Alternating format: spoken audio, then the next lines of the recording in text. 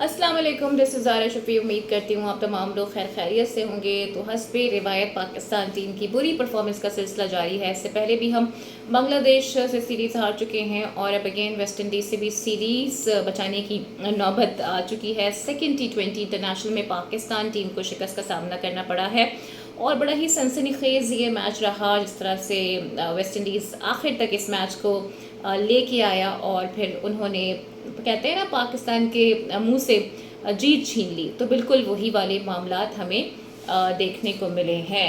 हसन नवाज के 40 रन, सलमान अली आका के 38 रन और फ़खर जमान के जो 20 रन थे वो किसी भी काम नहीं आए हैं। और क्या ही बात है जनाब जेसन होल्डर की, जिन्होंने महज 4 ओवर में 19 रन से के 4 पाकिस्तानी खिलाड़ियों की विकेटें हासिल की। फिर गुदाकिश मोदी ने भी 39 रन देकर 2 विकेटें हासिल की हैं। जबकि अगर हम पाकिस्तान की बॉलिंग साइड देखें तो मोहम्मद नवाज ने किसी हद तक हमें इम्प्रेस ज़रूर किया है कि 4 ओवर में 14 रन देकर उन्होंने 3 शिकार किए। साइम अयूब ने 20 रन देकर तकरीबन 2 विकेटें हासिल की और सुफियान मुकीम ने भी 19 रन देकर 1 विकेट हासिल की। लेकिन ओवरऑल पाकिस्तान की जो बैटिंग लाइनअप है उसने हमें काफ़ी ज़्यादा मायूस किया है। और मोहम्मद हारिस को आपने देखा होगा कि पहले T20 मैच में नंबर 7-8 पर खिलाया गया, फिर एकदम से उनका बैटिंग ऑर्डर तब्दील कर दिया गया। तो आई थिंक उनके लिए सिचुएशन काफ़ी ज़्यादा चैलेंजिंग हो रही है। और बार बार अगर किसी बैट्समैन का बैटिंग ऑर्डर चेंज किया जाए तो फिर परफॉर्मेंस में भी थोड़े बहुत मसाइल आते हैं। बल्कि ख़ासकर अगर ये चीज़ पाकिस्तानी प्लेयर्स के साथ हो तो फिर बहुत ज़्यादा ही मसाइल आ जाते हैं। तो हमें ये लगा था कि हसन अली शायद उनकी जो खोई हुई फॉर्म है वापस आ गई है, लेकिन उन्होंने तो हद कर दी कि 4 ओवर में 48 रन उन्होंने दे दिए। और हारिस को हमने बिठा दिया था ये सोच के कि हसन को खिलाएंगे तो शायद परफॉर्मेंस में कुछ बेहतरी नज़र आएगी, पाकिस्तान टीम को थोड़ी मदद मिलेगी। लेकिन ऐसा नहीं हो सका और हारिस की जो कसर थी वो हसन अली ने पूरी कर दी है। लेकिन सवाल ये पैदा होता है कि कब तक आखिर हम इन्हीं प्लेयर्स को आजमाते रहेंगे? क्या हमारे पास वाकई में टैलेंट ख़त्म हो गया है, पीछे कोई बेंच स्ट्रेंथ नहीं है, या हम चाहते हैं कि हम यंगस्टर्स को मौका ही ना दें? एक तरफ हम ये कहते हैं कि रिजवान को और बाबर को हमने इसलिए बाहर बिठा दिया है या T20 से दूर कर दिया है बिकॉज वो मॉडर्न डे क्रिकेट को अडाप्ट नहीं कर रहे हैं। लेकिन सलमान अली आका और प्लस तो उनके साथ जो दीगर खिलाड़ी मौजूद हैं, क्या वो मॉडर्न डे क्रिकेट को अडॉप्ट करते हुए नज़र आ रहे हैं? क्योंकि राशिद लतीफ़ ने भी कुछ इस तरह की बात की है और उन्होंने कहा कि जो मॉडर्न डे क्रिकेट थी ये शुरू हुई इस्लामाबाद से और फ्लोरिडा में जाके ये ख़त्म होती हुई नज़र आ रही है। बल्कि मैं तो ये कहूँगी कि जो पाकिस्तान क्रिकेट टीम है ना, फ्लोरिडा की हीट उससे शायद बर्दाश्त नहीं हो रही है, इसलिए इतने बुरी परफॉर्मेंस का मुजाहरा उनकी जानिब से किया जा रहा है। तो अब कल का मैच बचा है हमारे लिए और सीरीज़ बचाने का चैलेंज भी हमें दरकार होगा। तो देखते हैं पाकिस्तान टीम के कॉम्बिनेशन में कल क्या तब्दीली की जाती है। और मेरे ख्याल से ये मैच जीतना पाकिस्तान के लिए काफ़ी इम्पॉर्टेंट होगा बिकॉज अगर ये मैच हार गए तो फिर सीरीज़ भी हम हार जाएंगे और फिर सलमान अली आका जनाब वो कप्तान बन जाएंगे जो कि बैक टू बैक 2 सीरीज़ हारे हुए होंगे। तो सलमान के लिए इट्सेल्फ ये बहुत बड़ा चैलेंज होगा। वैसे तो 3-0 से जीतनी चाहिए थी पाकिस्तान को ये सीरीज़, लेकिन एज यूजुअल पाकिस्तान की जो बैटिंग लाइनअप है उसकी पूर परफॉर्मेंस का सिलसिला जारी है। मतलब प्लेयर्स एक मैच में परफॉर्म करते हैं, सेकंड मैच में परफॉर्म नहीं कर पाते हैं। फ़खर उस तरह से खेल नहीं पा रहे हैं। साइम अयूब बॉलिंग अच्छी कर रहे हैं लेकिन बैटिंग नहीं कर पा रहे। फरहान से बहुत उम्मीदें थी, हसन नवाज से उम्मीदें थी, वो भी उम्मीदों पर उस तरह से पूरा नहीं उतर पा रहे हैं। तो ये इट्सेल्फ एक चैलेंजिंग सिचुएशन है बिकॉज कुछ ही टाइम अब रह गया है एशिया कप में भी और पाकिस्तान की परफॉर्मेंस अगर यही रही तो फिर आई डाउट कि एशिया कप में ये लोग क्या करेंगे। सलमान अली आका बातें बहुत अच्छी अच्छी करने लगे हैं और उन्होंने ये भी कहा कि जितने लड़के खेल रहे हैं मुझे उन पर पूरा एतमाद है और हम बिल्कुल तैयार हैं। लेकिन माज़रत के साथ जो उनकी तैयारी है वो फ़िलहाल मुझे नज़र नहीं आ रही है। तो आई होप कि कल के मैच में हमें एक नई पाकिस्तान की टीम नज़र आए परफॉर्मेंस के एतबार से।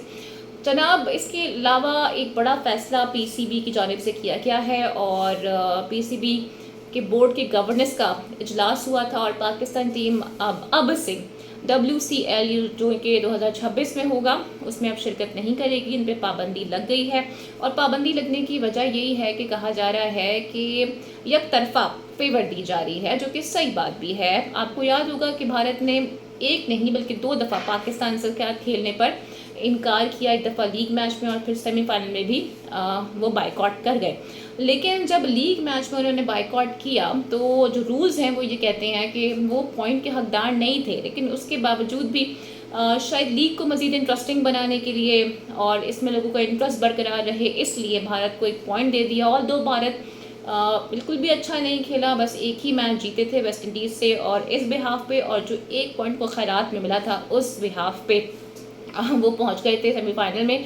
लेकिन वहां जाके भी उन्होंने अपनी हठधर्मी दिखाई और खेल से खिलवाड़ किया और इसी बेसिस पर जाहिर है अब PCB ने भी एक्शन ले लिया है और बिल्कुल दुरुस्त फैसला उन्होंने किया है कि पाकिस्तान का एक तो नाम भी इस्तेमाल नहीं होगा और दूसरी बात यह है कि जो हमारे प्लेयर्स हैं वो भी इसमें शिरकत नहीं करेंगे। तो WCL में जनाब पाकिस्तान के जो मामला थे अब तो वो ख़त्म हो गए हैं। अब लेट्स सी के नेक्स्ट ईयर क्या सिचुएशन इस हवाले से देखने में आती है। लेकिन पाकिस्तान चैंपियंस जो कि अनबीटन रहे, फाइनल तक पहुंचे और फिर साउथ अफ्रीका के हाथों उनको शिकस्त का सामना करना पड़ा, वो भी 1-2 विकेटों से नहीं बल्कि 9 विकेटों से।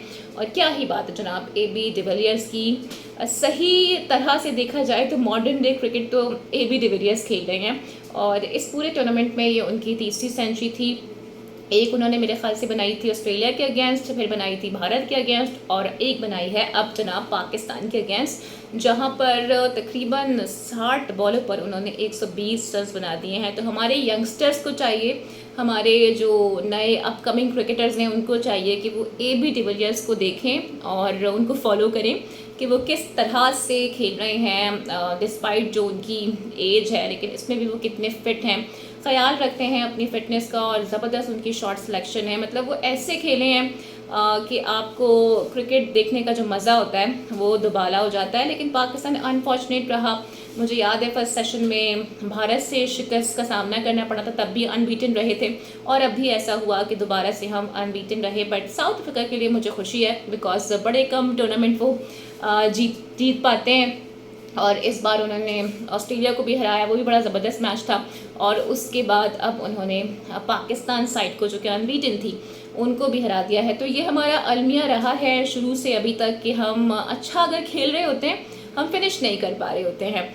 यही बात जो अभी प्लेयर्स खेल रहे हैं उनसे मुतालिक भी की जा रही है। और इसके अलावा जनाब एक और ख़बर ये है कि भारत ने बता दिया है, ख़ासकर उनके मीडिया ने, कि वो पाकिस्तान के साथ एशिया कप क्यों खेलेगा। इसकी एक तो बड़ी वजह ये बताई जा रही है कि जो अपकमिंग टूर्नामेंट्स हैं ना, ख़ासकर जो इंटरनेशनल इवेंट्स हैं वो बहुत सारे भारत में होने हैं और अगर भारत इनकार कर देगा तो फिर जो SOP है ना वो ख़ुद भारत पे भी नाफिजुल अमल होगी। यानी कि भारत को देखें आप, ओलंपिक्स 2036, फिर कॉमनवेल्थ गेम 2030 और फिर यूथ ओलंपिक्स 2032 की मेज़बानी का वो ख्वाहिशमंद है। लेकिन अगर वो इस तरह से ICC इवेंट्स या ACC इवेंट पे अपनी हठधर्मी दिखाएगा तो फिर जाहिर है जो टीम्स उनके पास खेलने के लिए आ सकती हैं, अगर इंटरनेशनल इवेंट्स वहाँ पर मुनक्किद होते हैं तो फिर वो भी अपना क्वेश्चन रेस कर सकती हैं। क्योंकि भारत देखें आप, बाहमी मुकाबलों में तो